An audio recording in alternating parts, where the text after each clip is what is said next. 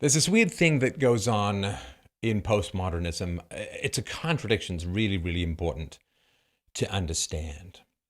You've probably heard these issues that people have with ethics in the modern world. You know, everything's relative, man. You can't judge. It's all subjective. Morals are just, cultural conveniences and so on. There's no absolute truth. Everything's subjective. All of this goopy, soupy self-erasure nonsense that really is designed to have you bring down the walls of your most treasured cities so that barbarians can wander through and pick at your gold at their leisure. Because of one thing you will really clearly notice, that with the rise of radical relativism comes the rise of political correctness. Radical relativism and political correctness are like the sun and the moon that rise at the same time. It makes no sense logically, philosophically. From a takeover standpoint, it makes perfect sense. It makes no sense logically or philosophically. Because if everything is relative, then there's nothing wrong with being a fascist. If everything is relative, nothing is wrong with racism or sexism or whatever phobia you care to talk about, invent, or imagine. If everything is subjective, if you should never judge,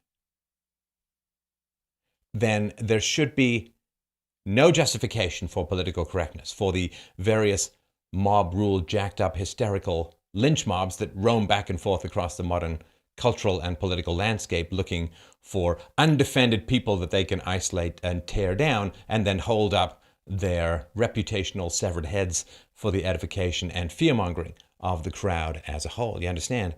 This fundamental contradiction really needs to be understood because it's how the left kind of, was winning for a time until the scalp for scalp measure seems to have kicked in. And the right are like, okay, we've been boxing according to the Queensberry rules and they're calling in airstrikes, so I guess we got to loosen things up a little bit.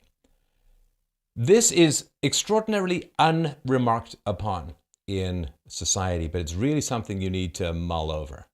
If everything is relative, why would anyone criticize anyone else's moral choice? Let's say that there is some hateful bigot out there. Well, according to the theory of relativism, his view is no better or worse than anyone else's view. Because the moment you're going to say there's some objective standard by which we should measure people's moral viewpoints or moral perspectives, you're no longer a relativist. So the question is, what the hell is going on? This fundamental contradiction. There's no such thing as truth, man. There's no such thing as right and wrong. Ooh, you're a something, something, negative, something, something. Off with your head, attack. Here's some fox urine in the face. Makes no sense. It makes no sense logically. So what the hell is going on? Well, the totalitarians, the leftists, they have a thirst for power and dominance. This is what needs to be understood. They have a thirst for power and for dominance, and they're willing to enlist any distasteful ally they can possibly get their hands on, which is why you see these weird alliances among the left and various totalitarian ideological systems around the world. They have such a thirst for destruction, and they're so full of hate,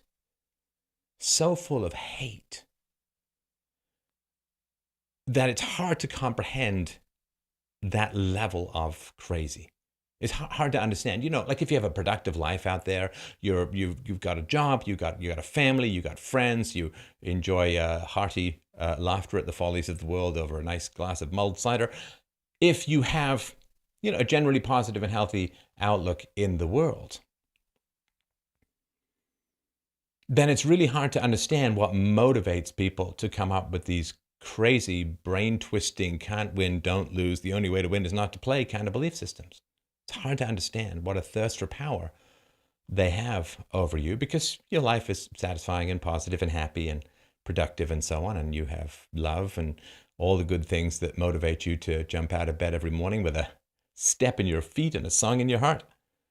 But if you don't have these things, if you are, twisted, broken, now-school heart type of guy staring through the knothole of a comfortable middle-class lifestyle, knowing you'll never get it, and just wanting to call in the MOAB on everyone else's happiness, it's really hard to comprehend that kind of mindset because it makes no sense the way that they approach things. Logically, it's completely ridiculous, right? Logically, it's completely ridiculous. I mean, the number of times people have screamed at me over the years, Steph, you're an a-hole for judging. It's like, well, didn't you just judge me as an a-hole? So that doesn't really work now, does it? Anybody who criticizes me for criticizing others, who is hostile to me towards my hostility for others, is ridiculous. Steph, you a-hole, you should never Everything's relative, man, but you're an a-hole. It's insane. It's insane. And I think that, when the ACLU forced the Reagan administration to turn the mental institutions loose on the world, I think that gave a big boost to the left, in fact. That's my particular approach. I could be wrong. But it's so illogical. The question is, why is it there? The everything is relative is an acid that is specifically targeted. One could almost say genetically targeted to, the case-selected people that I've talked about in the Gene Wars presentations. It is targeted at people who have a desire for consistency, who have a desire for integrity, who have a desire to follow moral rules or the absence of moral rules if that's what turns out to be logically consistent. People who organize their thoughts, who try to live by principles, are specifically targeted by this everything's relative, man. Everything's relative. If everything's relative, there's nothing wrong with poverty. Why need a welfare state? If everything's relative, why have laws? If everything's relative, you can't ever get angry at somebody who disagrees with you morally because there's no such thing as right or wrong. It's like getting enraged at people who have a different flavor of ice cream that they prefer. It makes no sense at all. Everything is aesthetics. Everything is subjective. Everything is relative. But I'm going to beat you up for being a fascist. It's like, well, you can't have it both ways. If fascism is irredeemably evil, then you can't claim that everything is relative. And then you have to start organizing your thoughts, right?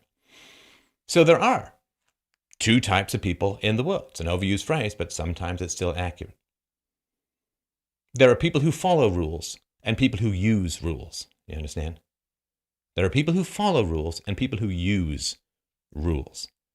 Now, the people who follow rules are very susceptible to being manipulated and controlled by the people who use rules for their own advantage. And they're not making anything up. Right? It's right there in leftist manuals. It's right there in how the left says they want to operate, which is, well, we don't have any standards, but we know that the non-leftists have standards, so we're going to use their own standards against them to take them down. Right there in Rules for Radicals, it's right. It's not even subtle. Right? Rommel, you crazy bastard, I read your book. Well, there's a reference from back in the day. A friend of mine did that once with beer bottles. It was quite a sight. But if you have a desire to follow rules rather than to use rules to control people, if you have a desire to follow rules, then people are going to say everything's relative, and that's going to weaken your security, your moral firmness, your sense of moral purpose. And it's particularly powerful against people who are atheists or agnostics. If you go to people, I had this conversation with Dennis Prager recently, if you go to people who are religious, who are Christians, and you say morality is relative, they will say, no, back up there, Buckaroo Banzai. You're going to just have to take a little bit of break from that because I've got the 411 for the big guy upstairs. He's absolutely good. He's all-knowing. He's all-moral. And he says this, this, and this. About 10 of them, not so much. Not subjective. Nice try. Back off with your big government nonsense, people. That's what you get if you're religious, which is why the left has to continually be the termites eating away and munching away at the trenchant foundations of religious faith in the West, of Christian faith. Because the Christians push back against the everything is relative. The atheists have a tougher time with it. The agnostics have a tougher time with it. How do they push back? Everything is relative. Well, there's no ought in the universe. There's no should in the universe. If the universe is not populated by a divine moral force, it's all-knowing and all-powerful, there's no ought. Physics will tell you that if you hold a man's head underwater, he will die. But without God, how do we know it shouldn't be done? It's immoral. It's evil. How do we know? I mean, I have my answers for it, but we're talking general society, not everyone who's read my book on ethics. Free, by the way. freedomainradio.com/free.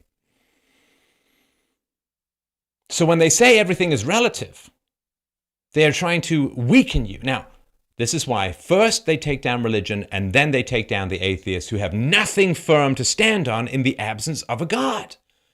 No moral foundation deep enough. You know, the tree is held up by its roots. Can't plant a tree in a cloud, have it grow. Can't plant a seed. The tree is held by its roots. If you can dissolve or sever a tree from its connection to its roots, its height and its strength and its size and its power, you understand, becomes a liability. The young sapling has weak roots but is not tall and doesn't have many leaves to catch the wind. The giant oak is vulnerable to the wind.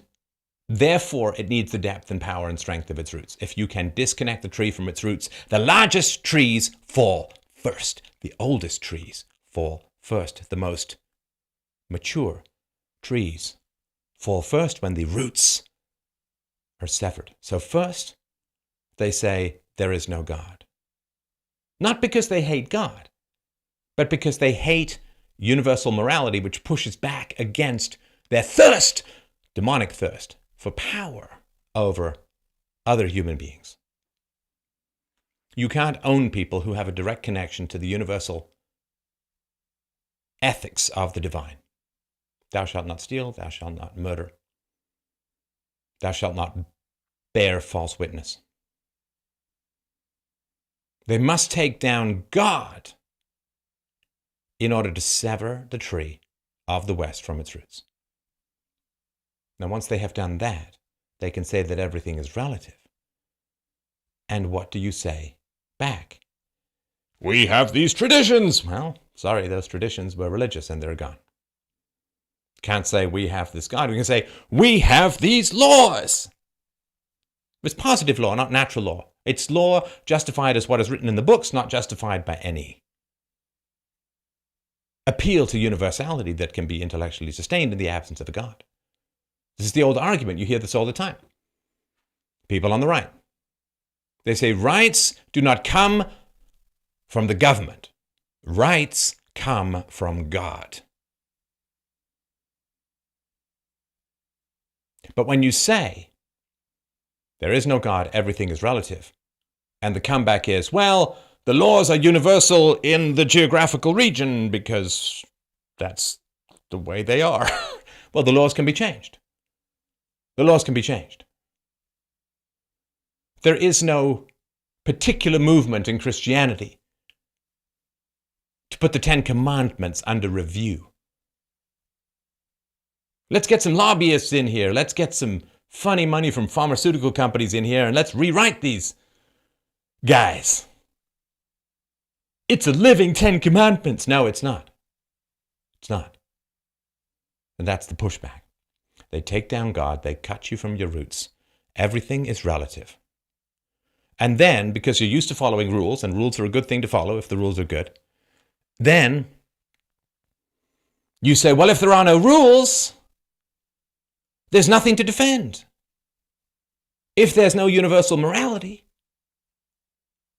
there's no wall to push back against the power mongers and the tsunami of incoming human livestock man managers that get uncorked and almost summoned pentagram style as the values fall, as the values collapse. The wall around the West was universal ethics. The laws were the shadow cast by the statue of the good. That statue is gone. And now we can pile up anything we want and call it a statue, and we can change the shadow by changing the statue. Nothing is permanent. Everything is in flux. Who wants that? Who wants that are those who want power over you. Power over you. Without universal ethics, without the staunch spine to push back against this endless, hailing wave of mosquitoes? How do we push back against the power mongers once they have told us there are no rules that bar them from the escalation of their power?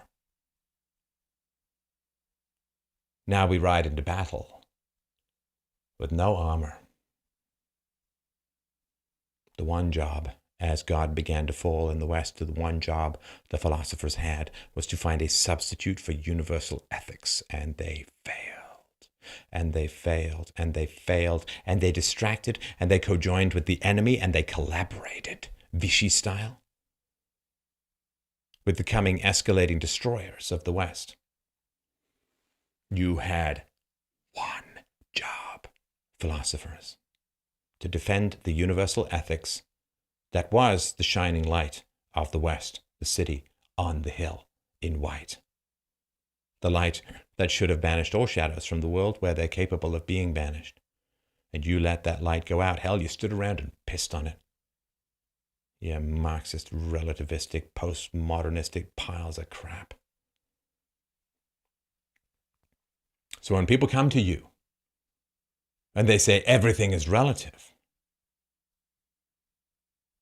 they're not trying to liberate you. They're trying to enslave you. And they're damn close to succeeding.